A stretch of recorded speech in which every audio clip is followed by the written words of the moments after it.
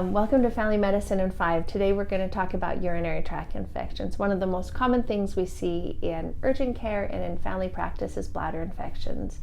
Bladder infections can be categorized into two things, either cystitis, which is in the bladder, or pyelonephritis, which is up into the kidney. Most pyelonephritis actually is from cystitis, meaning in the bladder, and it ascends up into the kidney. Typically, if it's in the bladder, it's pretty easy to treat, very low complications until it gets up into the kidneys, and then it gets complicated pretty fast. Patients can get septic on it and end up having to have IV antibiotics or end up having to be in the hospital to be treated. So we do like to treat these early on before they cause trouble. Most UTIs we see are in women, and so sometimes when I have a patient that is outside of the normal characteristics, then usually I need to consider other things besides UTI. So like a man, if you have a man coming in for what he thinks is a bladder infection, depending on the age, I worry about STD infections, or sometimes I worry about prostatitis as well if it's an older man. Know that it's more common in women than men, because in women the urethra, which is the little tube from the bladder outside the body, is very short. In men it's longer, and so we don't see as many infections. Patients often ask me, while we talk about that, patients often ask me, are they doing something that's keeping them getting these all the time? You know, can I be cleaner? Oftentimes patients will come in and say, I'm clean, I promise, and it really has nothing to do with hygiene. Some women are just prone to it, and no matter how clean you keep them, you still get it. Of course, we'll see it in hospitalized patients, or patients have catheters, or patients that are little ones that are potty training. And so if it's a little kid, we'll talk about wiping correctly from front to back. We try and have them avoid bubble baths or things like that. But for most of my adult women, there is not a lot of things that you can do to prevent you from having them. There are a few supplements that I'll talk about in a second, but most of the time women are just prone to it. And so I do like, when you get used to the symptoms, to come in and get treated quickly so that it doesn't turn into pyelonephritis. The other thing that we need to consider in women is sometimes it's a vaginal complaint. So oftentimes there'll be irritation or stinging, and so if it doesn't look like a urinary tract infection, could it be vaginal infection, or could it be a skin infection on the labia, or a discharge, or something along those lines. The other patient population is elderly patients that we talk about that need special care. So many times elderly women don't necessarily know that they're having a urinary tract infection, but yet we notice that they're starting to have some cognitive changes, some confusion, and so sometimes that is a bladder infection. There is a little debate right now if that should be treated or not, because it's not a typical infection. So typical infections for UTIs is pain when you pee. We call it dysuria. Frequency, meaning having to go a lot. Urgency, meaning I have to run to the bathroom when I feel like I need to go to the bathroom. Lower abdominal pain, suprapubic pain, so very low right in the center pain, and sometimes hematuria. That's why the blood sometimes can be confusing, because is it vaginal blood, or even sometimes it's a kidney stone. So when we have a patient come in, we kind of look at it, the whole constellation of symptoms. If I just have a patient that's peeing blood without any pain, then I'm going to look other places besides the UTI. But the number one symptom is dysuria, so pain. The test that we do is we do a test in office. We want you to pee in a cup, and we want to dip it, and I'll show you later on in the video what that dip is going to look like. We're looking for certain characteristics that will point to infection, and then we always send that urine for urine culture. A urine culture sits for 2 days to see what it grows, and then we get what we call culture and sensitivity, meaning the organism that it grew, and then the sensitivities, the antibiotics that work best on that organism. Urinary tract infections are a place in medicine we see a ton of resistance. So especially my ladies that have had UTIs a lot will get a culture and sensitivity back that's resistant. And so you always want to send it for culture and sensitivity to make sure that the antibiotic that you gave them matches up with the organism that they have. So the most common organism is E. coli. And so one of my most used medications is called Macrobid. Macrobid works great against E. coli. It has awesome urinary penetration and very little resistance.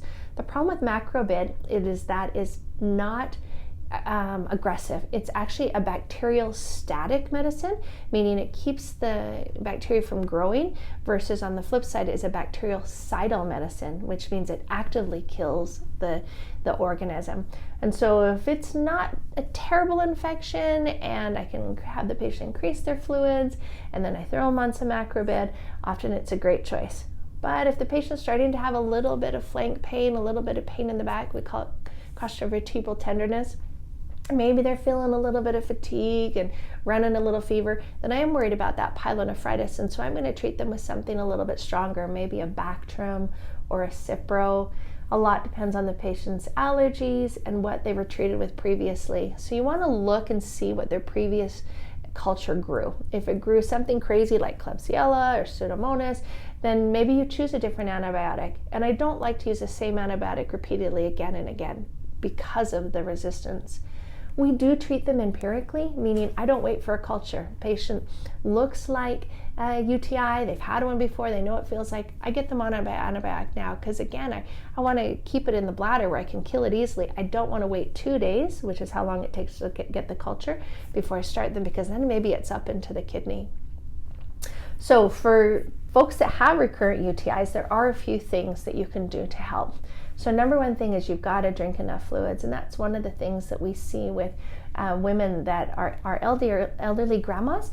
They often don't drink as many glasses of water in the day because they don't want to have to go so much, and so then they're more prone to having more UTIs. So drink a ton. A good rule of thumb for water is take your weight, cut it in half, and that's how many ounces you should be drinking a day. So a lot of folks, that's a lot of ounces. So you want to pee all the time. Don't hold your bladder. If you feel like you got to go, flush it out. So if I'm constantly flushing the system, it will make me less prone to having UTIs. There are a few other things. Cranberry, the studies on cranberry are kind of mixed, but if you do it, it should be full-on cranberry. It shouldn't be cranberry cocktails. So it should be bitter cranberry juice, or even cranberry pills have been shown to help. The other thing that I see really helps is a supplement called D-mannose. D-mannose is actually a sugar. If you take this pill, a little supplement, it's a sugar, and bacteria love sugar, and so it's excreted in the urine, and the bacteria actually clumps to the D-mannose and is excreted easier. And that would be a supplement that you would take every day. When I first looked into D-mannose, I was worried, would it increase my diabetic sugars? Would it do things? And it hasn't shown to have any side effects. It's pretty benign. So that's the 411 on UTIs. It's pretty simple, but again, we want to make sure we get in and treat it before it gets pretty complicated. Thanks for watching. I'm going to take you to the lab and we're going to show what it actually looks like to have that test. So let me show you how you dip a urine. So the first thing you'll want to do is you'll want to have the patient collect a clean catch. A clean catch is a very specific way to collect this so it doesn't have any contamination. You always have the patient wipe from front to back, and then they want to catch it midstream. So urinate a little bit without stopping, you start catching the urine and then finish in the cup. Most places have a machine like this called a Clinitech, but you can also use it just by reading it off of the bottle. And so what you'll do first is you'll remove one of these strips, and it's all by time. You want to make sure that the urine, first of all, is a normal color. If you have a urine that is we've had blue urine, if it's bright red from blood, then it's going to change the strip. Now, no, the strip is red by color. So the first thing you're going to do is you're going to dip it, make sure that all of the strip is covered. You blot off some of the excess urine, and you're going to start it here. So it's by time, so you don't want to dilly-dally when you place it on the machine, and hit start. So 8 seconds it gives you to allow you to dip it, and then it will take up the machine. Now, if you're reading it off of the bottle, now this is the bottle, and the bottle will tell you exactly how long you should read it. So the first thing we read is glucose at 30 seconds, bilirubin, ketones, specific gravity, blood at 60 seconds, pH, protein, urobilinogen, nitrites, and then leukocytes at 120 seconds. If you're using a Clinitech, it does it automatically for you, but if not, you can just hold up the strip at each certain time and make sure to see what the abnormality is. Okay, the time is up, and so the Clinitech will automatically give you what your readout is. Now, if I was going to read this myself, what you'll do is you'll actually hold it up at each one of these colors to see where it is. So as we run through here, these look all negative, except for I do know that there's usually a little bit of protein in this blood, and so, or in this urine, and so you can see that we will compare it. So this is what a normal color should be, and as we run it by to find the one that matches, it looks more like this. So it's more like 2+ protein. That's how you would determine. And as we pull up our Clinitek result as well, it will show 2+ protein on there. So usually it's done automated, but if you don't have that, you can always check through here as well.